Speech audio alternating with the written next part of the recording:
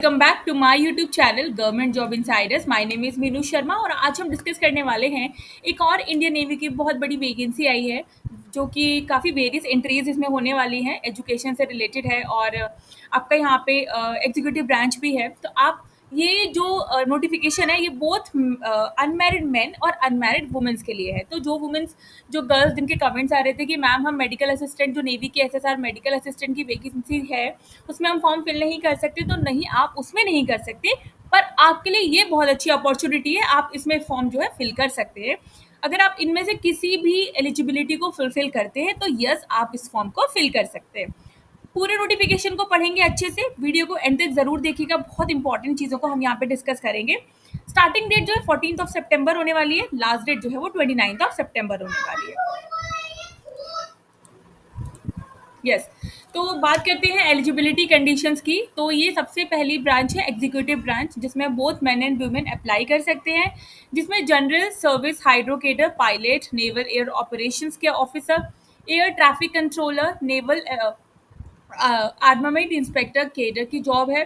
उसके बाद बात करते हैं इसमें आपको क्या क्वालिफिकेशन चाहिए। तो सब में जो है मैक्सिमम आपको बीटेक तो चाहिए, बीटेक इसमें चाहिए, 60% मार्क्स होने चाहिए कैंडिडेट्स के बाद, बीटेक होनी चाहिए 60% marks. Candidate must have 60% aggregate marks in class 10th and 12th and minimum 60% marks in English and class 10th और 12th। तो ये इसमें जो है आपको एटलीस्ट जो बीटेक है वो तो चाहिए 60% में, ठीक है। उसके बाद लॉजिस्टिक्स में आपके पास बीटेक होनी चाहिए, एमबीए होना चाहिए विद फर्स्ट क्लास, या फिर BSc BCom BSc IT with first class. उसके साथ पीजी डिप्लोमा होना चाहिए finance logistics supply chain management, या फिर आपके पास एमएससी या एमसी होना चाहिए IT with first class. Vacancies यहाँ पे दे रखी है कि कितनी वैकेंसी है।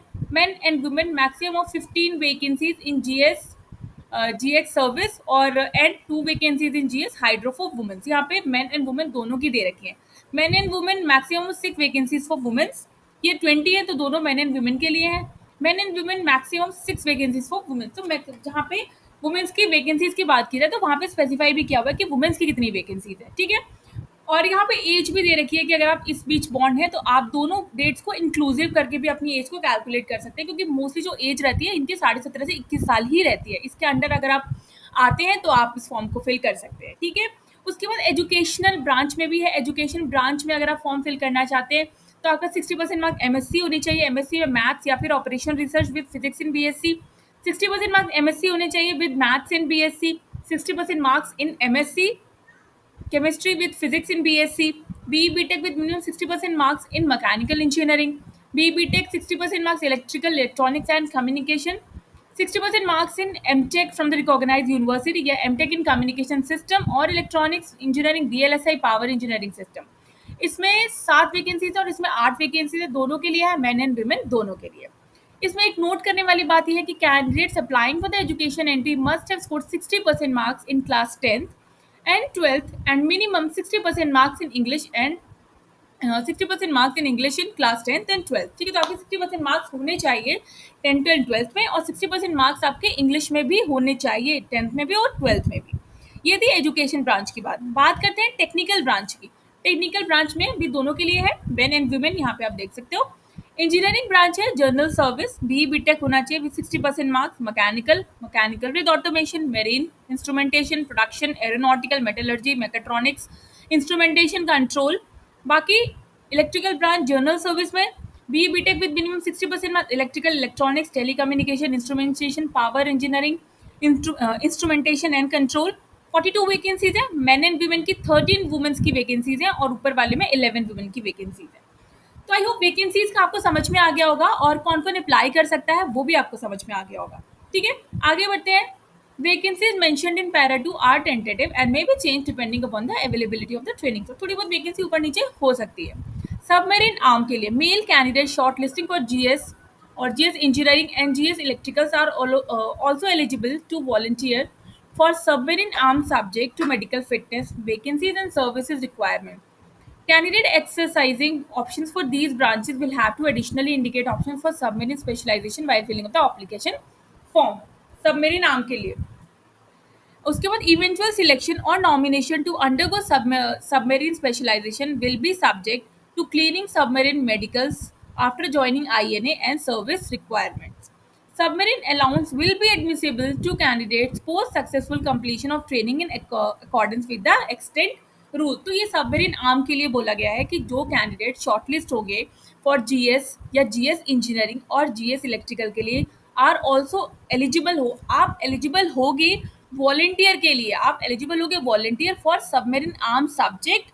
ठीक है, एक सबमरीन आर्म सब्जेक्ट होगा, आप उसके लिए वॉलंटियरिंग करना चाहो तो कर सकते हो। To medical fitness vacancies and services requirement, candidates are exercising opt for these branches will have to additionally indicate option for, आपके पास एडिशनल जो है ऑप्शन रहेगा इसको करने का for submarine specialisation while filling up the application form.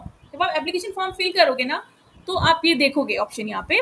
ठीक है, eventual selection और नॉमिनेशन उनको जो है काम करना पड़ सकता है, क्लीनिंग करनी पड़ सकती है सबमेरिन मेडिकल्स की आफ्टर ज्वाइनिंग आईए में। सबमेरिन अलाउंस भी आपको यहाँ पे दिया जाएगा after candidates post successful completion of training in accordance with the जो भी यहाँ पे रूल्स होंगे।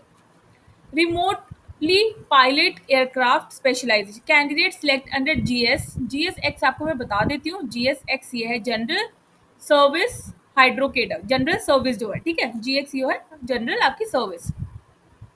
Candidates selected general service may be nominated to undergo specialization RPA after completion of training at INA, subject to medical fitness and service requirement. Fine. Merchant Navy personnel के बारे में बताया, candidates having Government of India Ministry of Shipping and Transport certificate of competency foreign going either as a second mate or master and born between 2nd July 1995 to 1 January 2006 can apply for executive branch entry as per stipulation stated at para 2।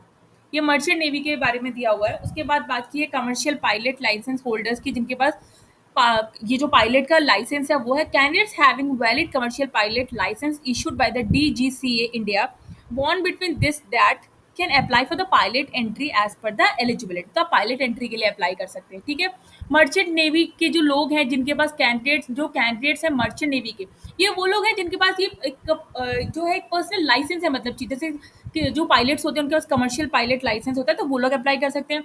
यहाँ पे merchant navy personal apply कर सकते हैं अगर उनके पास ये certificate है तो। ठीक है, अगर किसी ने रिमोट पायलट एयरक्राफ्ट स्पेशलाइजेशन किया हुआ है तो उनके लिए फाइन। उसके बाद एनसीसी कैंडिडेट्स के लिए है, NCC certificate holders will be given relaxation 5% in cut off marks toward shortlisting for SSB subject to meeting the following criteria. अगर आपके पास एनसीसी है तो आपको 5% रिलैक्सेशन दिया जाएगा टुवर्ड शॉर्टलिस्टिंग इन एसएसबी के लिए। ठीक है, having NCC certificate of naval army और air wing with minimum B grade, लेकिन यहाँ पे भी कंडीशन है, एनसीसी का सर्टिफिकेट या नेवी का है, अगर आर्मी का एयर विंग का है तो मिनिमम बी ग्रेड होना चाहिए। Not serve less than 2 academic years in the senior division naval army wing of the NCC, 2 year से कम नहीं होना चाहिए। C certificate should not be dated prior to 1 January 2022। ठीक है, उससे पहले का सी सर्टिफिकेट आपका नहीं चलेगा। Final selection will be subjected to verification of the certificates by DGNCC concerned NCC units। ठीक है, आपका सारे सर्टिफिकेट यहाँ पे जो है पूरे चेक होंगे अच्छे से। कौन अप्लाई कर सकता है? Candidates who have graduated, post graduated और in final year with minimum 60% marks in aggregate और इक्विवेलेंट सीजीपी। अगर आप अपियरिंग में है, फाइनल में भी है, तो भी आप इसको अप्लाई कर सकते हैं। University for the above mention should be incorporated by the act of the central state legislature. University के बारे में है, candidates who have obtained a degree in engineering with 60% marks in aggregate CGPA system from such foreign university, college or institution। ठीक है, note 3, candidate will be required to fulfil educational, आपकी जो भी educational की एलिजिबिलिटी है वो आपको fulfil करनी होगी, तभी आप फॉर्म को फिल कर सकते हैं। All candidates failing to meet stipulated educational criteria will not be permitted. आपका जो है फॉर्म आपको जो है सिलेक्ट नहीं किया जाएगा अगर आप इसमें से कोई भी एजुकेशनल, आप जिस भी पोस्ट के लिए फिल कर रहे हैं उसकी एलिजिबिलिटी क्राइटेरिया को फुलफिल करना होगा। All SSB recommended candidates will be required to inform their result of irrespective degree of the Indian naval this officer@navy.gov.in। Only one application filled by the candidate, आप बस एक पोस्ट के लिए application भर सकते हैं। Specified number of candidates based on the service requirement who have chosen SSC pilot entry will be considered for SSB, CPSS, aviation, medical. ये उन लोगों के लिए जिनके पास कमर्शियल पायलट लाइसेंस, जिनके पास लाइसेंस है उनके लिए है। Candidate must have indicate their preference for the branches cadre also if they wish to consider for those post और ब्रांचेस। पायलट एनएओ अलाउंस जो है वो 31,250 है, will be admissible to candidates post successful completion of the training. Medical standards and relaxation in height and weight, please visit. आप इनकी जो medical standards है उसके लिए आप इनकी ऑफिशियल वेबसाइट joinindianarmy.gov.in पर जाकर पूरा अच्छे से चेक कर सकते हैं। कितना टेन्योर होगा, तो सिलेक्टेड कैंडिडेट्स को ग्रांट किया जाएगा इनिशियली 10 साल के लिए, ठीक है। Initially for 10 years, extended by maximum 4 years in 2 terms, 2+2, ठीक है। 10 ईयर्स की सर्विस है, बट 2+ मैक्सिमम जो है 4 साल बढ़ा दिया जा सकता है 200 साल करके, ठीक है। सब due to the subject service requirement और द परफॉर्मेंस और the medical eligibility and the willingness of the candidates. अगर उस कैंडिडेट की ज़रूरत है तो वहाँ पे उसके टेन्योर को 4 साल के लिए बढ़ा दिया जाएगा। किस तरीके से सिलेक्शन होगा इसके बारे में बात कर लेते हैं।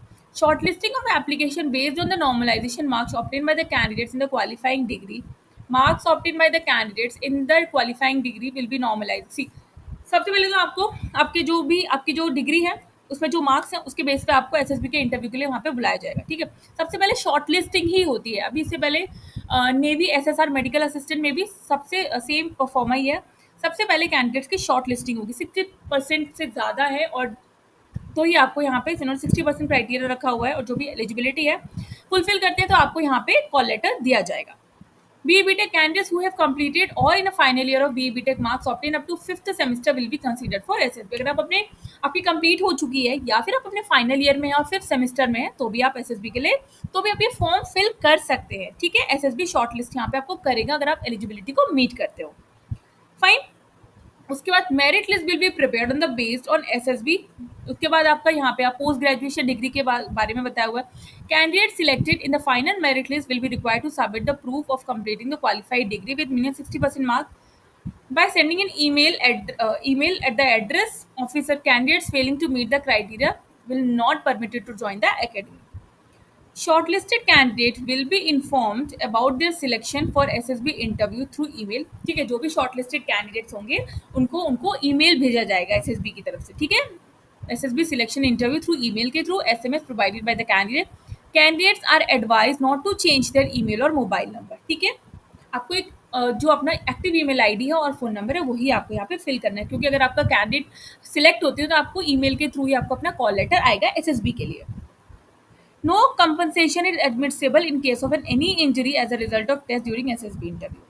AC 3-tier rail fare is admissible for the SSB interview। आपको AC सी मैं आपको बता देती हूँ कि मैं भी एक SSB कैंडिडेट ही हूँ। मैंने भी एक SSB क्रैक किया था when I was in my final year of BE BTech। तो मैंने भी आर्मी में आई थिंक जो SSB का फर्स्ट स्टेज होता है वहाँ पे काफ़ी सारी चीज़ें होती है। सेकंड आपका मेडिकल स्टैंडर्ड जो होता है वहाँ पे मेरी हाइट की वजह से मैं उसके आगे नहीं जा पाई थी, बट मैंने फर्स्ट राउंड वहाँ का क्रैक कर लिया था। वहाँ पे काफ़ी सारी चीज़ें होती हैं, पिक्चर परसेप्शन होता है, उसके बाद काफ़ी डिफरेंट तरीके का आपको वहाँ पे मिलेगा। जो लोग एसएसबी के इंटरव्यू में जाते हैं वो बता सकते हैं कि किस तरीके का आपका एक्सपीरियंस रहता है, पर जो लोग एसएसबी के फर्स्ट डे सिलेक्ट नहीं हो पाते उनको उस दिन वहाँ से नेक्स्ट डे वहाँ से वापस भी जाना पड़ता है, ठीक है।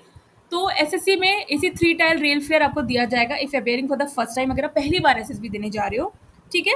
Candidates are required to bring the photocopy of the first page of the passbook और the check.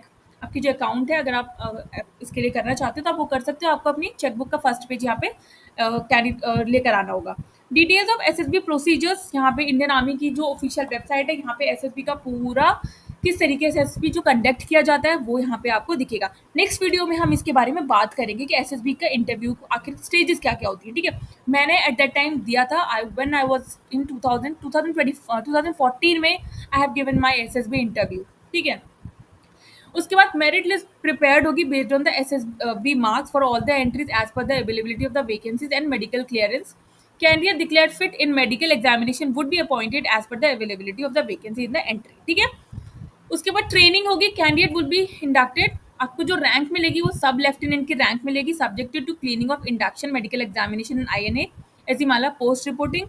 Only unmarried candidates are eligible हैं ट्रेनिंग के लिए। Any candidate who is founded to be married और marriage while under training will be discharge from the service, आपको निकाल दिया जाएगा। If the officer voluntarily withdraws from initial training or resigns during the probationary period, he or shall be required to refund the cost of the training in whole or in parts as may be determined by the government। अगर आप बीच में छोड़ना भी चाहें तो आपको वहाँ की ट्रेनिंग का पूरा खर्चा देना पड़ेगा, इधर इंस्टॉलमेंट में या फिर एक बार।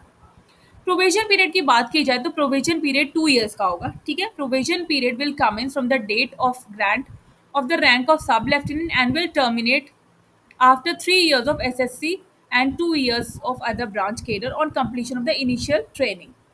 During provision, the officers are liable to be discharged in case of unsatisfactory performance. तो 2 साल जो भी प्रोविजन पीरियड में अगर उनको आपका काम सही नहीं लगता, अगर अनसेटिस्फैक्ट्री परफॉर्मेंस है तो वो आपको निकाल भी सकते हैं। क्या पे अलाउंस रहेगी? 56,100 आपको मिलेगी सब बेसिक पे along with the other allowances जो भी दिए जाते हैं, ठीक है। कैसे अप्लाई करना है? Candidates are registered to fill the application form www आपको इस वेबसाइट पे जाके फॉर्म फिल करना है। To save time during the application submission period candidates fill their details and upload documents in advance. The online submission of the application is under which क्या है whilst filling up e application it is advised to keep the relevant document ready। सारे document रखने हैं। Correct filling up personal particular details are to be filled up. जो आपके documents यहाँ पे चाहिए, field such as email address mobile numbers are mandatory. और जो भी डॉक्यूमेंट्स हैं आपके मार्कशीट्स के 5th and 7th semesters for the regular and integrated BTech courses respectively, जो भी वहाँ पे डॉक्यूमेंट्स आपसे मांगेंगे वो आपको वहाँ पे फिल करने होंगे, ठीक है। 10th और 12th का date of birth. If any scan document is not legible और रीडेबल तो candidates are take out print out of the application and carry it while appearing the SSB interview, ठीक है। वैसे भी एसएसबी इंटरव्यू में आपको अपने सारे डॉक्यूमेंट्स लेकर जाने हैं अलॉन्ग विद द फोटोज, आपकी आईडीज, आपके जितने भी सर्टिफिकेट्स हैं, आपके जो बी टेक के जितने भी है फर्स्ट सेकंड थर्ड फोर्थ, सारे की आपको फोटो कॉपीज भी लेकर जानी होती है। फाइन, सारे original documents with the photo copies also, क्योंकि वहाँ वो कुछ भी मांग सकते हैं आपसे। एप्लीकेशन एक बार सबमिट हो जाएगी तो कोई भी चेंज नहीं होगा। सारे इंस्ट्रक्शंस को अच्छे से पढ़ लीजिएगा। तो आई होप वीडियो जो है बहुत यूजफुल रही होगी आपके लिए। कोई भी डाउट हो right in the comment box. जब भी टाइम मिलेगा, जैसे टाइम मिलेगा, आपके सारे सवालों के जवाब मैं यहाँ पे देने की कोशिश करूंगी। और वीडियो अच्छी लगे तो चैनल को लाइक शेयर सब्सक्राइब ज़रूर करें।